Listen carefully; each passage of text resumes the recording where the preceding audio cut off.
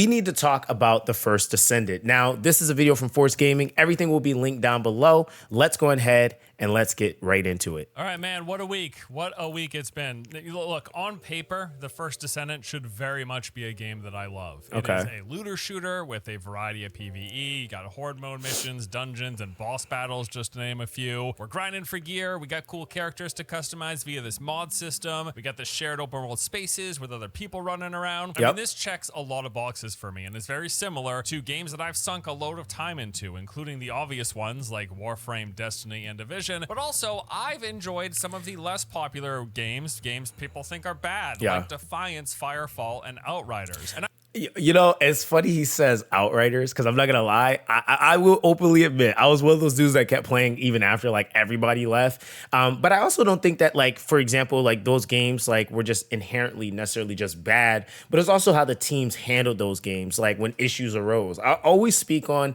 and I was talking about this streaming the other day, like some of the most important things that developers have to be very mindful of is how they handle issues when issues happen, right?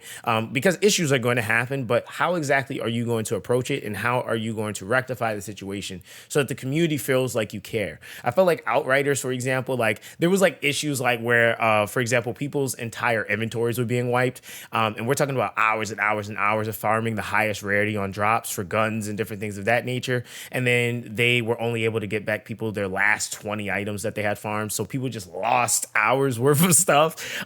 Or like, for example, there were people that were logging off of the game and then logged back on, and then their characters would be completely naked, gear completely gone, guns completely gone. And then the way they kind of handled it, it was just kind of like, it just wasn't really done well, right? So you had situations like that, that was just like, you know, First Descendant has had some things, obviously like connectivity issues. I know there's been some bug issues with certain characters and things of that nature, but I also feel like they've done a fairly well job with at least addressing things and communicating to some degree, even when things sporadically do happen. So I kind of give them some credit there at least. And I was hoping really that the First Descendant would be another one of those games just to add to my list. But after playing a bunch between the pre-release beta test and now for a few days post-launch, I gotta say, it's just not hitting the mark. I don't love it. I don't hate it either. Well, I do hate parts of it, which we'll get to, but I also think it does a few things quite well, and that's why I'm not surprised there are a lot of people enjoying this game.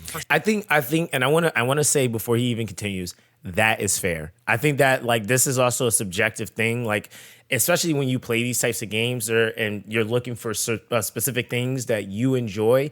Yeah, there's going to definitely be aspects or things that are going to cater to one person over the other, something a little bit more casual that a casual person might be looking for versus like someone that's a little bit more sweaty. So that's actually fair. I think that like having a well-rounded perspective, like, hey, this game does this well, but hey, overall it's still not where exactly I want it to be. I think that that's actually a pretty fair take, just off rip. For starters, like the gameplay generally feels really good. This notoriously can be difficult for third-person shooters. They tend to lack that sense of impact compared to a lot of first-person shooting games. It's not perfect, no, but I would say that shooting and using abilities is pretty snappy and fairly well done. In fact, I think the highest praise that I would give this game, the best thing that it does, is in fact the gameplay feeling good, and that's a big deal. I think that that's also like kind of like that barrier to entry, like, you know, like we'll mention barrier to entry, like, you know, as far as like, okay, paying money, but like once you get past that part, right, like there's then the exciting factor, like, is the game fun? I feel like the pacing also was done quite well. I noticed like even with the videos that's like just taken off on the channel, one of the biggest things that I've noticed that people are like just kind of not realizing is like just the thing to do is just to push the story content, because it's like so it just flows so well. And even the points where you do feel like you're kind of getting hit with a wall, it's not really real walls. They're like walls to make you kind of start thinking a little bit more about what you need to do and understanding that, okay, I'm fighting a boss now. This is something I need to do. So overall, I think like from transitioning from dungeons into the void intercepts, doing like outpost missions, the farming loop, which again, farming loops could be argued like whether that's, you know, subjectively fun or not. I would always say if you do that with other people, it'll be more fun. But a lot of the times when you're looking at those things, you're definitely going to see some variances in like what's fun and what's not. But for me personally, I feel like overall, everything has been fun, even down to like going and fighting different enemy types. The enemies, as you progressively get into more of the game, I loved how each map had a different type of enemy that you were fighting. And I think even some of my favorite energies are like those ninja dudes that like will straight up run up on you with the dual blades and they just slash you and almost one tap you. Like those dudes, I absolutely love them. But let's continue. And on a similar note, I think the movement is well done too. At a baseline, every single class has the ability to sprint, double jump, mantle terrain, and then use a grappling hook. The big thing with this game, though, is the fact that it accounts for and carries over momentum. So when you're using your grapple hook, like you can really fly around the environment. Starting from a sprint, you can jump and then hook onto like any part of the terrain or objects. And then while you're flying towards your target, you've got this horizontal control that lets you slightly move left or right. This allows you to basically launch yourself around the side of your target, carrying that momentum with you, and then you follow that up with a second grapple hook some distance away. I mean, you can really just be flying all over the place. It's just a lot of fun to use. Yeah, they did a really good job. They also added like the modules for grappling. So like I think for me, like the initial grapple was like kind of okay-ish. Like I still have some problems with like that's the thing I rage about the most is like when my grapple doesn't grapple. But there is like mods that you can put on the grapple to make it more seamless, like to increase range, or there's like the grapple in midair. That is something that also is another thing that some people prefer as well. So they even made it to where you can modify that, which again is super, super impactful when you're talking about like different levels of movement for certain characters, especially if you're playing like a bunny, for example, or even if you're playing one of the slower characters like a Kyle or Ajax, for example. They still get fairly good movement for them to be like the tanker or the bruiser classes, which are usually the more clunky, heavier dudes in the game. Especially when that is coupled with a Descendant who already has built-in mobility, like any leaps or any move speed enhancement. It can just be a whole heck of a lot of fun. I love the leap on Ajax. Swinging around. Another thing that I've enjoyed is the class design. Like, yes, there are some pretty generic characters. Like, you got the basic shooter dude bro. You got the... Did you just call him basic shooter dude bro? That's like, I'm like kind of like, I want to be upset, but that's just so funny because it's like, I'm like, yo, the first character I picked was Ajax. I was like, yo, I'm maining this dude. He looks amazing. And he's like basic shooter dude, bro. That's funny. The turret guy, you got the one dude who tosses out grenades. You got Elsa, but then there's... Okay, Elsa, that was witty. I'm not gonna lie. I would have went to Disney route, but that was cool. Characters like Bunny. Now, she's been getting a lot of attention for reasons other than her play style, but genuinely, I think she's like one of the coolest design classes that I've played in a looter shooter. I'm being serious here. The class is built around the concept of charging up this electric meter and then using it to deal massive area of effect damage. So as you run, you store up this built electricity, and then your various abilities will deal increased damage based on your charge level. So this includes things like lightning emission, which will pulsate AoE damage for every 7 meters you move, or thrill bomb, where you can get an extra burst of AoE damage on call. And then on top of that, after landing from a double jump, you also deal additional AoE damage. And then you couple those mechanics with the speed of light ability, which increases your run speed 50%. And the faster you run, the quicker you build up electricity, and then the more frequently you're pulsating those every 7 meter AoE explosions. It's just crazy, dude. You can also couple this with the grapple hook, and for every 7 meters you move while grappling, you will also pulsate additional damage. The end result, like playing this character when all the pieces come together, is you're running around constantly at 150% move speed, then grapple hooking all over the place to get additional bursts of AoE damage every 7 meters you ever move, and then pulsating additional AoE damage on top of that, all while double jumping, because whenever you land, you do more AoE damage. And she's just nuts. Crazy. Like it's a whole... Yeah, I think it's kind of hard to argue it. Like I get it, because like I see like yes, so Bunny has become the poster child of the game, which I think is kind of like, you know, kind of interesting because for what I've seen, like looking back at some content and like even talking to other people that played the beta and stuff like that, I think the original poster child of the game was actually Ajax. And like people weren't really too fond of that being the face of the game. So they shifted to a whole different character. I think it was someone else. I think that's where Viessa kind of came into play. And then Bunny, right? So I honestly think that was actually a very smart play on their part. Because again, we already are seeing what what's happening. Like, how many people like, hey, listen, you don't got to tell nobody, but like, how many of y'all already swiped your card for that ultimate bunny? I know you did. It's okay. But either way, it's definitely been one of those things where this has definitely drawn in a lot of people. And I think that for the entry level, that's one thing about Bunny that's actually like really amazing, is that if you did decide to full send take this character up, entry level wise, she's going to be very useful to you. I feel like the one thing about her though, as amazing as she is, you have to keep her moving. If she's not moving, that's like, I think with every Descendant, there's like some sort of downside to them where like if she's not actively moving, she's extremely squishy, mind you. And I guess, every character has to have something. So if she gets hit in the slightest in like most content, she's probably going to die, right? And again, I would say like, the deeper you get into the game, you can obviously build her to, have more like tankier values while still being able to do excess damage that she does. Her ultimate is amazing as well for like nuking stuff. So she just overall is still a very solid unit. But yeah, I definitely think that they made an amazing unit that you get for free right off rip. They just guide you right into it. And it's a character that you can take all the way up and through the entirety of the game.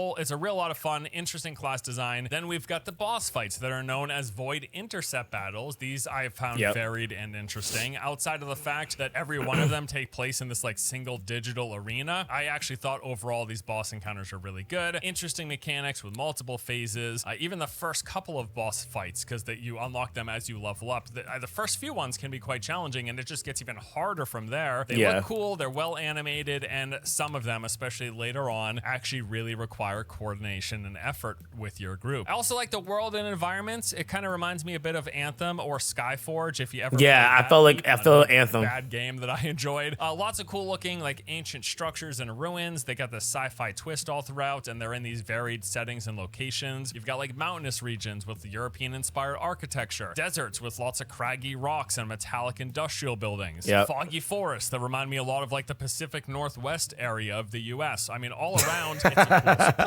it's funny because they really did do the environment justice. They did the environment absolute justice.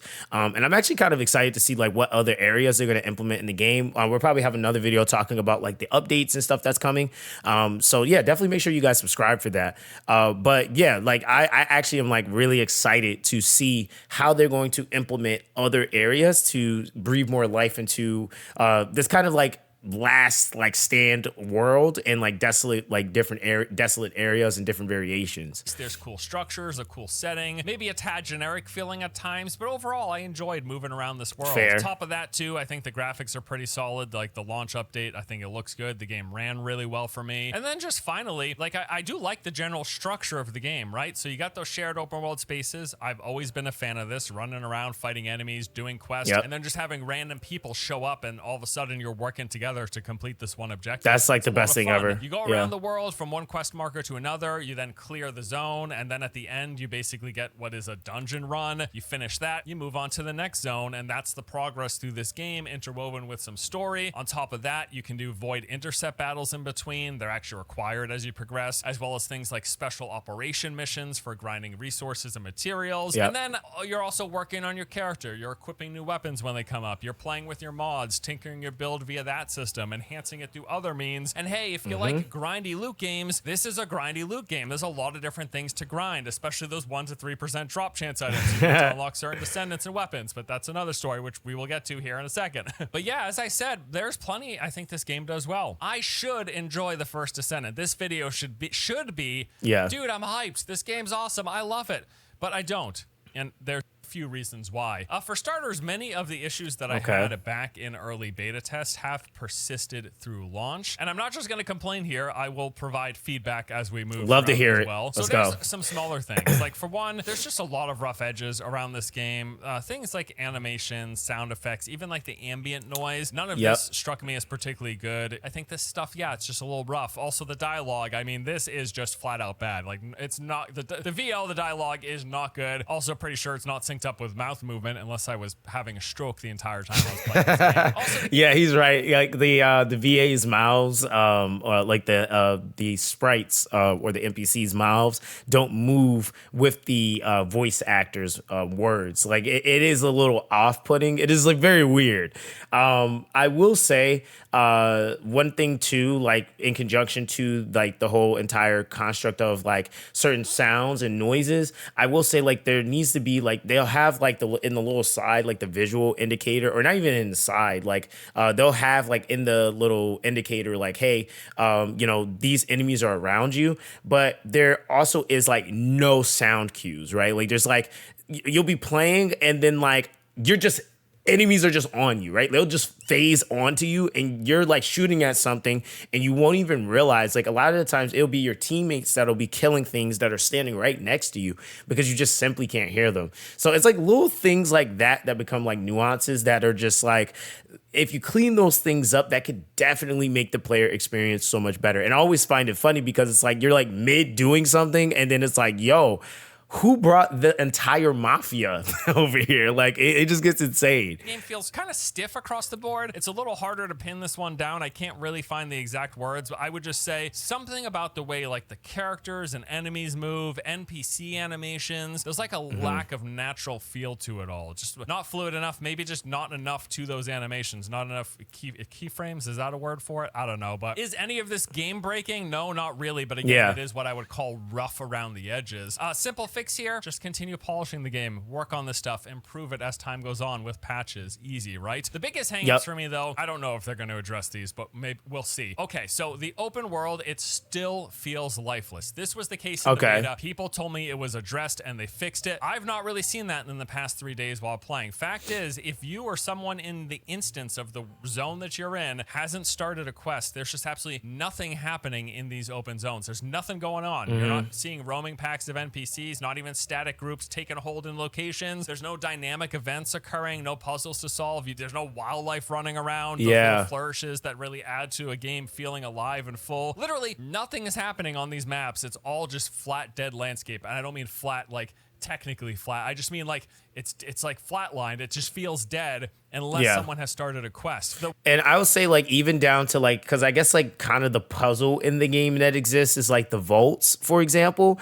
And even that, like I'm not gonna lie, like most players, like probably not up until like probably videos that have started circulating, even realized the vaults were a thing, or they might have came across it by mistake and was like, wait, what the heck is this? So they have like those little things that are like in little pockets that randomly spawn in certain places and like rotate, but and that's on every map. But I do agree, I feel like that is something that when you're talking about building fandom, that's what people like on the side do enjoy. Like I come from like a lot of like MMOs and open world games, and those are like little tie-ins that make people want to pick up and continue to play your game long term, because like yes, there's like the progressive, like, you know, building your units, getting into your DPS checks and getting your gear right and all that other jazz, right? But then you also have like the guys that like I've been like streaming and having like me and the homies, we're just kind of talking about things that we hope to see in the future. Like there's people asking and like hoping that we get things that cater more to like the pet system, like a pet system, right? Like, hey, man, hopefully the we get a pet system and the dog is able to like pick up stuff and like run around, or we can interact more. And I agree, like with the NPCs, I think it's just kind of to show like the visibility, like, hey, there's people or life here. It just makes it feel fuller. So I can definitely see that for like the immersion and like just kind of that overall experience of the game. So that's definitely something that I feel like kind of goes into like so far the things that's being mentioned is like the growing pains and the things that they can make better.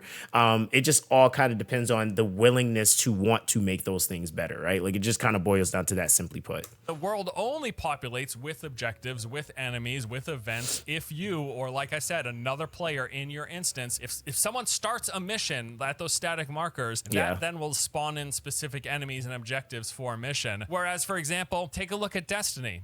This game gets compared to that a lot. Whenever you go into a zone in Destiny, the entire zone is full of activity from the start. Things are happening. NPCs are holding up locations. There are packs roaming around. You got public events constantly going off. And then if a player starts the mission equivalent in Destiny, if a player starts a patrol, in Destiny, that then adds another layer on top of what already feels like a vibrant lived-in world. Recommendation for the First Descendant: populate the world, fill it with stuff beyond what happens when someone begins a mission. Yeah. Also, I would say visually, That's fair. I thought the play space in the world feels a bit sparse, and specifically I'm talking about the amount and the density of things in the environment, things like foliage and trees and buildings. It just all feels a little light, and also the scaling's a little weird. It kind of makes the game feel a little dated, despite the fact that it does graphically look pretty good. Recommendation here, fill the play space so it feels less like a diorama and more like a living video game world that we're moving through. My second major problem with the game right now has been the quest design is just straight up boring. I'm really specifically honing in on the pacing here. So as you play through the game, like I mentioned, you're moving through zones, going from one quest marker to another.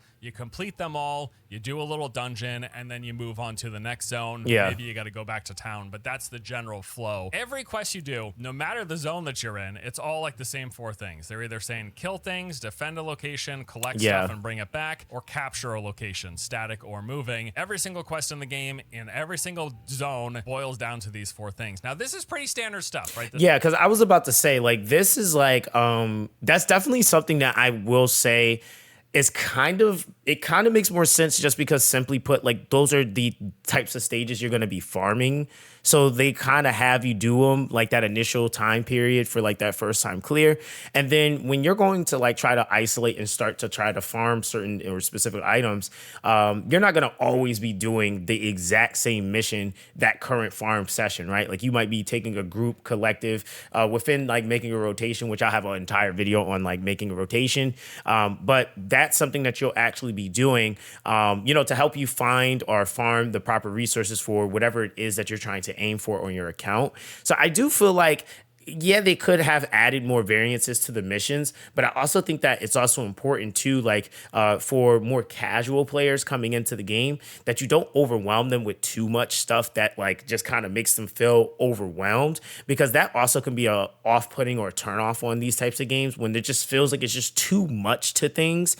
So simplifying things to a degree, I think, is necessary, but you don't want that to always be the case. Like, I do think that they should progressively evolve the systems so that players are graduating, right? I think that that's the big thing here, right? I think players should constantly be graduating, and I think that that's something that will constantly keep the game alive. I think the updates are really going to make a huge difference here, and if players are constantly graduating, it's just going to make things more enjoyable over time. And again, another growing pain, but this is something they could definitely add to or fix. It's very easy to adjust that player experience if they choose to do so, right? This isn't unique to the First Descendant. Most MMOs, most looter shooters, quests boil down to those four basic things. Yeah. My biggest issue is the pacing is very, very bad. It's too slow. While you're playing, for starters, everything dies incredibly fast as you're going through that initial progression. This changes as you move into the harder modes and as you play higher level, like the horde mode missions. Things aren't dying very quickly, but as you're going through the zones, there's just so much downtime. You're killing things instantly, and there's so much downtime between respawns, between timers counting down, between things moving. The result of which, frankly, was just unengaging, and a lot of time just standing around feeling pretty bored because there wasn't anything to do. We were just waiting for a timer to tick down. A group of enemies would show up. We would one-shot them like in less than 5 seconds, and then we would be standing there waiting another 20 or 30 seconds for respawns. So my recommendation here would be to up the pacing of enemy spawns. I think that would go a long way. You don't even have to make like enemies way harder while you were leveling up. I understand like leveling is face roll in a lot of games, right? That's part of the process. The hard part doesn't come to end game. If you want to keep a face roll, fine, but like increase the density of monsters or the frequency of spawns or something so that we're just spending less time just like standing there just staring around in space. Like, I don't it just really made it unengaging. I think that that's actually a pretty valid point. Like, I feel like the super sweats are like, oh, we're just going to rotate, we're going to go teleport here, I'm gonna farm that, I'm gonna do that too, right? But then you have the like individuals that are just going to get on the game and they're like, hey, I need this one specific item, I'm just going to sit here and wait for this one item. And yeah, you don't want it to be and I guess like you can't bank on the fact that, like I said, like if you're playing in a group, things could be very well more enjoyable versus like if you're playing individually, you have to consider that. Like if somebody is playing this game by themselves, will they enjoy and stick with the game? And could you retain their attention the entirety of the time or make that grind not as, I would say, boring, right? So that's very valid. And along those same lines, the boss design everywhere outside of those void intercept battles, which I think are good, the boss design everywhere else is really bad. I'd like it to introduce you to the First Descendants boss design philosophy. We call it the 3 orbs. Yeah, philosophy. the 3 orbs. You take any boss, it doesn't matter what its faction is, how it looks, what sort of weapons or skill it has. Take that boss, break its health bar into 3 to 4 sections, and then make them invulnerable every time players break through one of those sections until they destroy the 3 floating orbs. Either destroy them outright, or destroy them in a particular order, or destroy them all at the same time. 3 orbs, invulnerable boss, kill those orbs, done. 90% of the boss encounters in the game. Like I couldn't believe it after like my 100th boss of seeing this exact mechanic. I was like, you gotta be kidding me.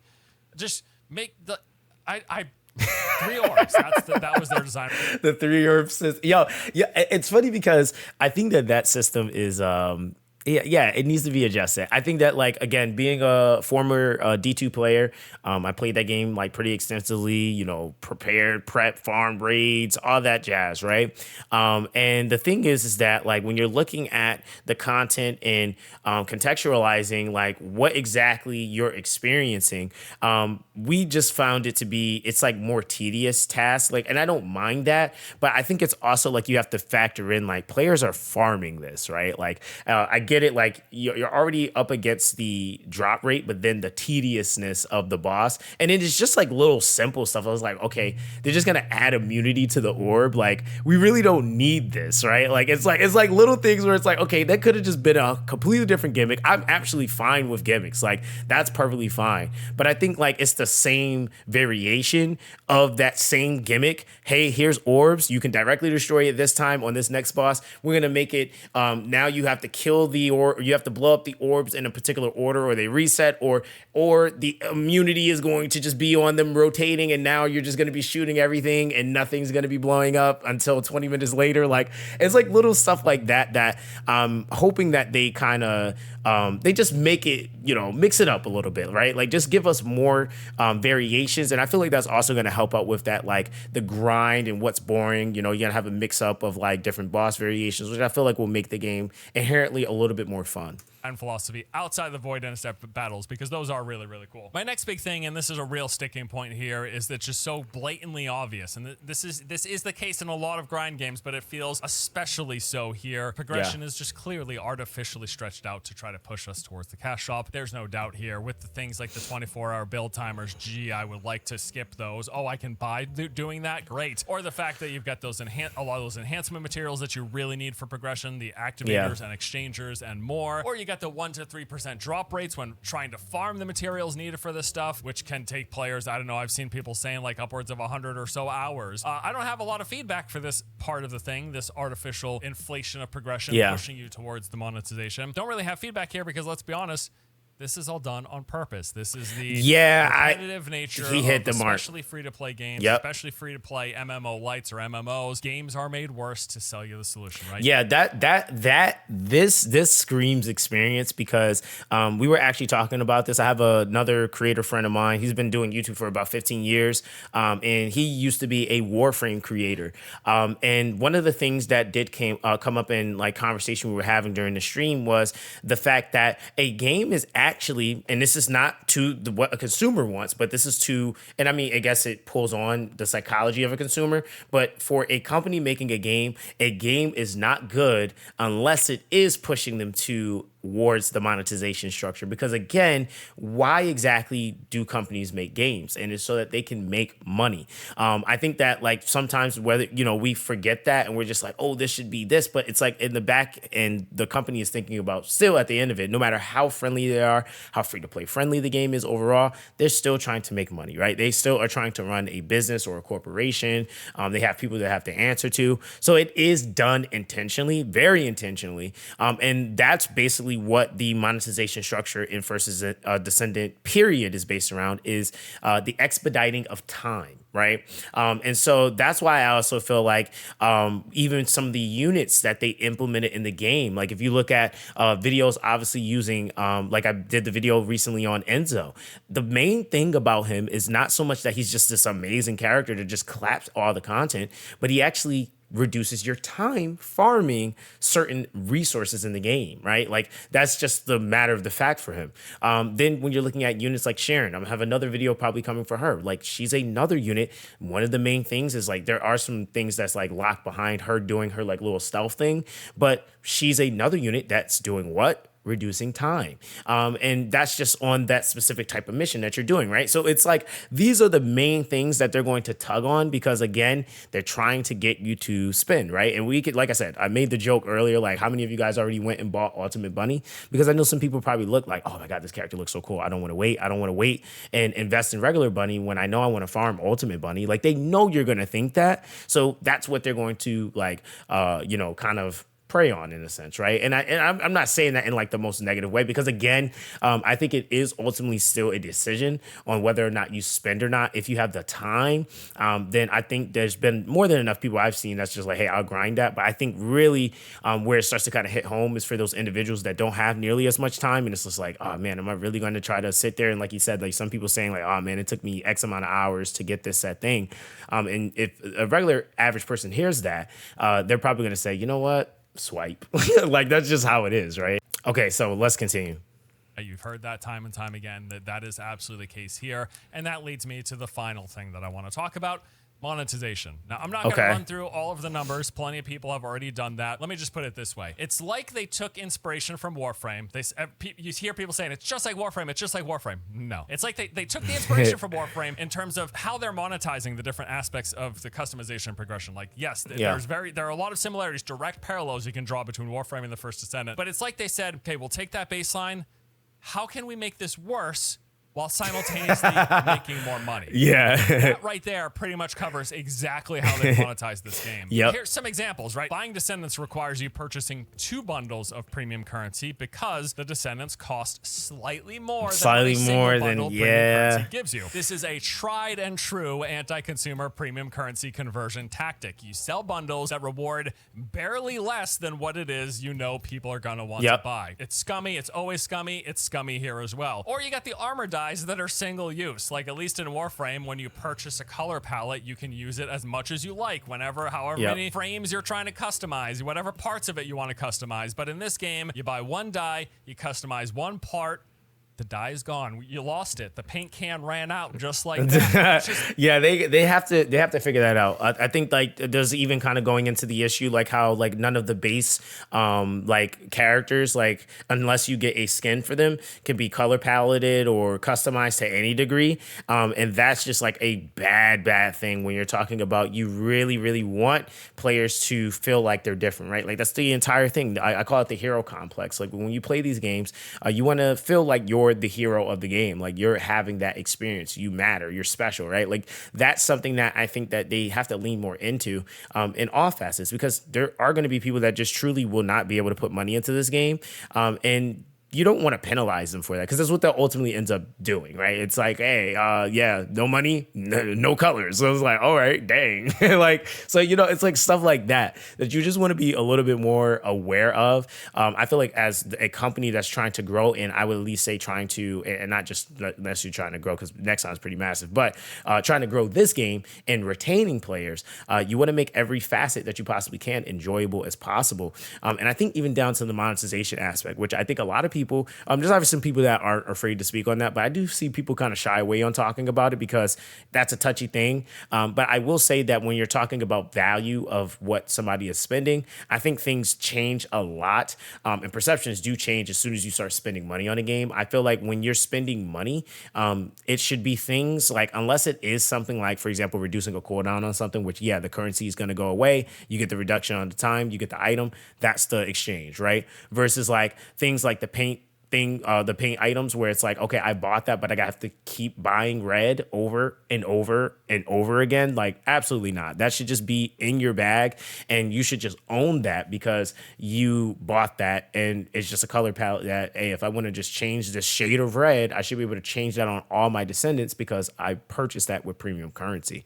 So I would say, like, hey, if you were to even do it like to where, say there's a way to access it without premium currency, maybe that could be something that is a one-time use. But like if people are using premium currency and they're specifically putting money into the game, I would even argue, even if it's just time, you just still don't want those things to have that type of diminishing value. It's the fact that aspects of the grind itself put even Warframe to shame, at least for certain things. And I think the big one that a lot of people you've seen pointing out is the fact that ultimate characters require you to farm missions with 3% drop reward chances for the part that you want in order for you to even be able to make that ultimate character. If you're not familiar with Warframe or the First Descendants, both games have versions of the characters, the playable classes that are just like, there's the base version and then the ultimate version, which is just a better iteration of that, right? So people want the ultimate one because it's the base one, but just better, flat out. If you're trying to farm that for free, you're looking at repeating missions over and over again with as low as a 3% drop rate. That's very low. Let me just tell you, that's very low. Or there's the doubling your mod capacity, and this is one. Now, I will say that while you're farming, you do have the chance of an item called stabilizers dropping.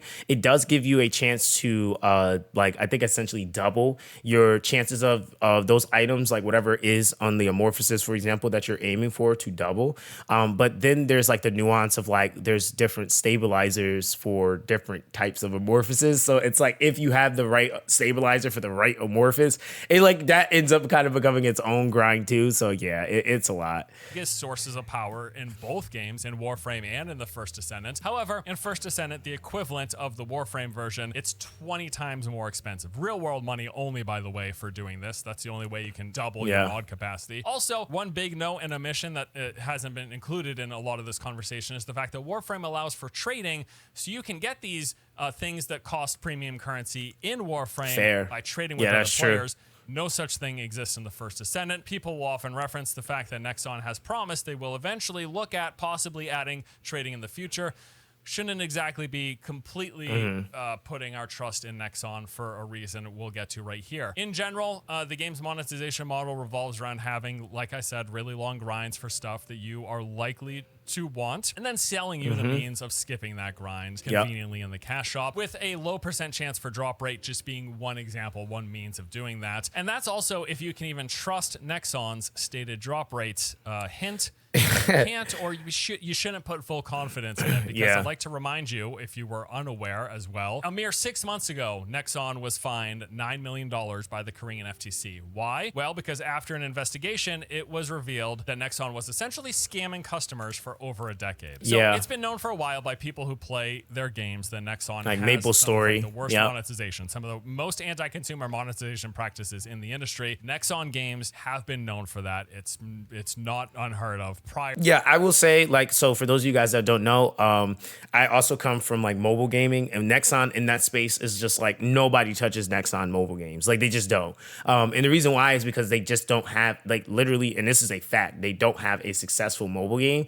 Maybe I would say, like, I wouldn't even really consider the Maple Story port on mobile really, like, quote unquote a successful, because it was just already kind of doing its thing anyway in the base version of it. So I think that doesn't really necessarily count. But yeah, when you're talking about any game that we've had like come from Nexon, not doing well, right? And I think that's kind of like the interesting thing about the First Descendant, and what I'm really honestly hoping to see is that they treat this a little bit more like Maple Story, in the sense of not so much in the drop rate sense, but in the sense that, like, right now, like, Maple Story is their like poster child. Like, that game has single-handedly made them a crazy amount of money and continues to actually do so, if I'm not mistaken. So I'm hoping that with this game they take it more serious, and understanding that, like, hey, you can't mess around with that type of stuff. I think that there is a lot for them to prove. There's nothing I can say or I'm going to say that's going to directly defend them. It's like, hey guys, they're gonna do this. Like, hey, I don't know.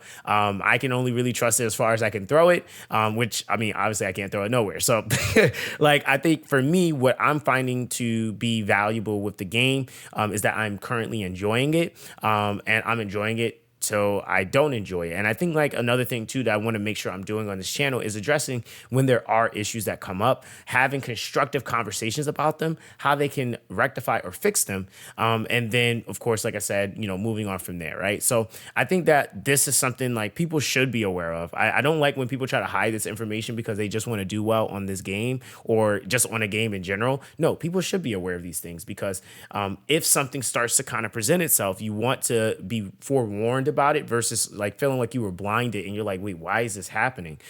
So this is really, really important. I'm glad that Force actually touched on this. Prior to this whole $9 million fine debacle, but this story was on a whole nother level. So the TLDR of the situation is this. Nexon sold in MapleStory what are essentially loot boxes that reward players these powerful stat boosts. So you would purchase and open these items called cubes, and when you opened it, you would get a random chance and rewarded multiple boosts in power for your character. Well, there was a particular combination of outcomes that most players wanted from these cubes. Basically, it was a really strong boost that pretty much benefited everybody. It's a lot of the reason. It is what fueled a lot of these cube purchases. People wanted this one particular outcome for a powerful stat boost for their character. It turns out, in their investigation, the Korean FTC learned that for a time over the course of a decade, that reward that people were essentially gambling on to get, that was never possible. The thing that many people wanted, that most powerful outcome of these cubes, could never be obtained. You could buy 1 billion cubes, and within this window of time,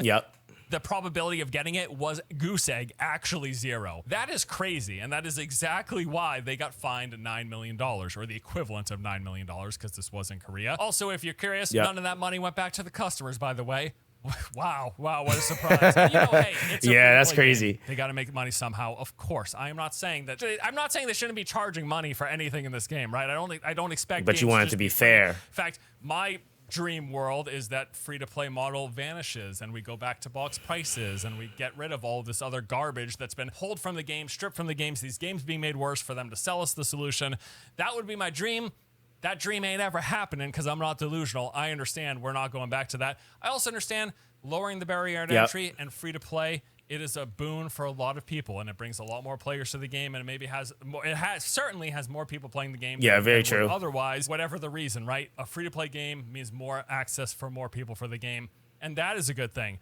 But I will say, there are ways of doing free-to-play monetization and not having it feel like you're Scummy. making the base game demonstrably worse to try to shove me into the cash shop. And as I said, it's really like, to me, it seems like they took the base structure. They took the idea of how Warframe monetizes their game, and they just said, how can we make this even worse and make more money off these people? Couple that with Nexon just being fresh off of getting the largest fine that the Korean FTC has ever given out in their whole history because they were scamming customers out of money, basically. That leaves my trust in the company doing the right thing, being consumer friendly in any of their decisions and how they're designing and monetizing this game, and tying the design of the game and the grind of the game into the monetization.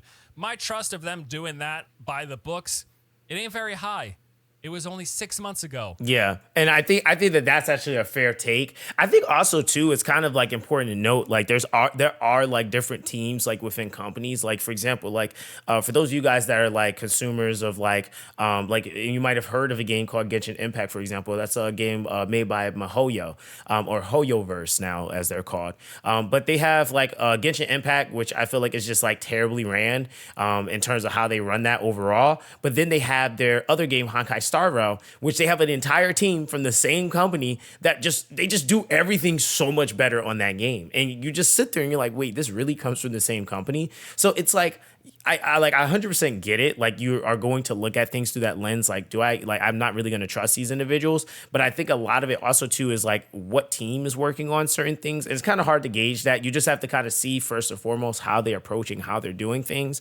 I think for Nexon, again, it goes back to the point that they have a lot to prove, right? They have to constantly be putting out their best foot forward, and they have to be transparent. They have to communicate, letting us know. I think even when it comes down to monetization, I think one of the best things they can do for monetization, if I'm going to be 100% honest, I think it's going to make them a crazy amount of money. And I'm just kind of going based off of what I've seen as far as like people really liking the appeal of certain characters. Skins, cosmetics are going to go crazy. I think, again, like the color palette thing is its own thing, but having more cosmetics put into the game, I promise you, in conjunction to maybe reducing timers and stuff like that, if people want to really purchase that, is going to make them a crazy amount of money, especially if they're adding like different valued, skins, different theme skins, like some that are like more in the low end. Then you have some high end ones that if people want, they can get those. Like there's a lot of things that they could do with the skin system, so I think that the cosmetics is definitely something that really is going to have a lot of value for them on a free to play game, just because everybody, like especially like I had somebody say it the other day, it's like, hey, when you have your main, you got to get every skin for them, or you got to have multiple different looks for your character. So people are going to be super interested in that type of stuff. And then there's other things that they can add, like if they add, say, for example, another system, like say a pet system, that you could add skins for the pet for people to like. There's just so many things that they could do that would astronomically boost sales for them. That wouldn't inherently mean that they have to sell scummy or slightly overpriced bundles to get people to do things or purchase stuff, right? They got fined $9 million.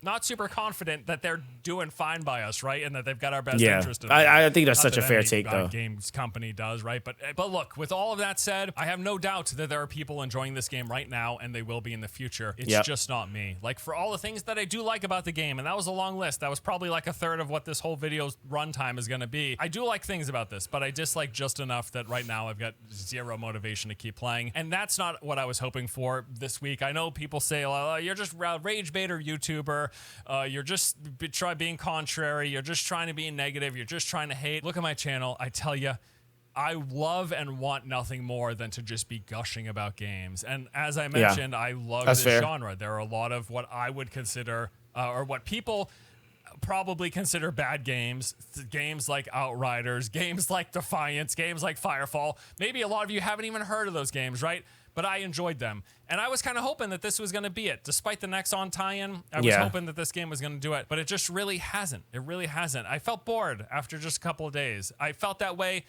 after a couple of days in the beta, and then the second beta test that I played, and now at launch, it's the same thing. And really, ultimately, I think that problem boils down to the poor pacing of the quest design and the game's world. And that's all beyond the microtransaction discussion. Honestly, the game just feels like a worse version of Warframe, Division, or Destiny. Like a lot of games developed by Nexon. I think that that's a fair take. I also will say I feel like in terms of like the fun of the game is subjective. Fun is subjective, and I think it's also like if you feel like you didn't like something before, and then the game comes out and you're playing it and you're still in that same position, it's kind of hard to make someone feel other than what they initially felt. Like first impressions do mean everything, and I think that that's actually fairly important to like note. So I will say, for me personally, I like always respect everybody's opinion. I feel like everybody has some sort of validity to what they believe, and how they process things. But I also think it is fair to say that it is subjective, right? Like, what do you find fun? There's some people that are probably like, dude, I love this grind. This is so much easier, or this is so much better for me. Hey, who knows, right? I think for me personally, I think I genuinely have been enjoying the game. I think like for what it's worth, I also have been, I think maybe this could be like a mentality thing. But when I get on the game, I might have like say 10 things to do that I want to do, and I might get 2-3 of those things done. But I've been super lighthearted with the game. I'll put in whatever time I can, and then I go and touch grass, right? I go and do other things. I'm not absorbed in the game like maybe some other players are right now. And I just genuinely am trying to enjoy the game. I think a lot of gaming experiences also, like a big part of it is also what you make it. Outside of what the company has to present in the game, I think it's also what you make it, right? So again, I think for me personally, I have high hopes to see what they're going to be doing in the future. I think that, again, like I said, we're going to be getting into some of the newer content as far as what's going to be coming, new Descendants, new maps, all that jazz. We're going to be talking about that. So, of course, guys, if you found this video entertaining, make sure you like and subscribe. Of course, check out Force Gaming. This is a really well done video. I actually really enjoyed it. And I think that there were a lot of good points and takeaways that really, truly, honestly do need to be discussed. And I think that, again, as a content creator for this game, I don't want to hide from any of the things that the game has as issues. I think that they need to be spoken about, because if there aren't people speaking on these issues, then we won't ever see changes. So let me know how you guys feel in the comment section down below. That's going to be that with this one, guys. Everyone, stay blessed. I'll see you guys in the next one.